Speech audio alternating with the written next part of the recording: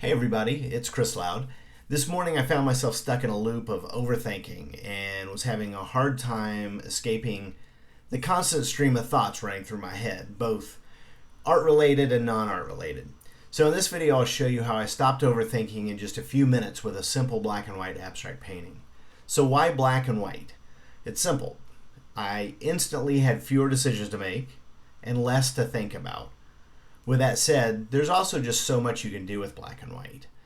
So last week while I was working on several paintings, I played with a certain type of background. So I thought I would spend a couple of minutes creating something similar here. I wanted to have an overall look reminiscent of a weathered or distressed surface. So the texture is varied, with some parts appearing smooth and others having a more rough, scratched, or scraped look, and predominantly in shades of gray and white. And I think this gives the background a dynamic feel, as if it'd been worked on extensively. Well, or at least longer than a few minutes. So I put down paint directly on the surface and then used a brayer and a palette knife to play with it. And if you don't have a brayer, it's not a big deal. Use a wedge, a color shaper, a piece of cardboard, wadded up paper, a library card, your hands, whatever you have.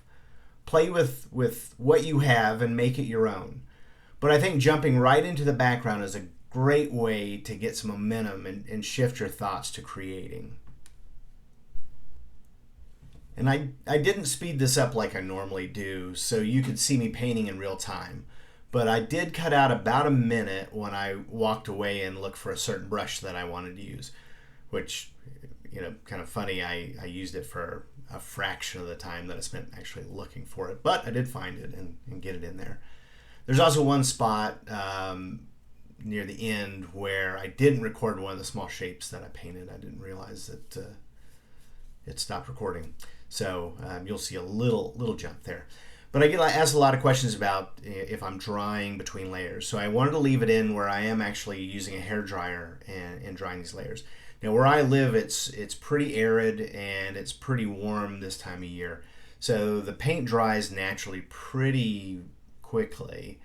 But I still like to go in with a hairdryer and just make sure I've got as much covered and dried as possible. So pretty easy to do. So at this point, once I had the background down, one of the things I want to do is just put some shapes in there, just some kind of random shapes. What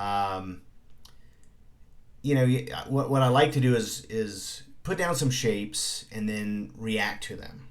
So scrape them, scratch them, cover part of them, rub part of them away with a wet paper towel, splatter paint on them.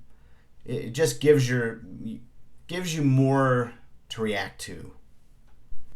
And I wanted a weathered look, and clean shapes don't really help that. So what I'm saying in a nutshell is get into it. Painting is both mental and physical. So if you're overthinking by spending too much time on the mental process, immerse yourself in the physical part, and the mental and creative side will follow, no matter how simple or complex the painting.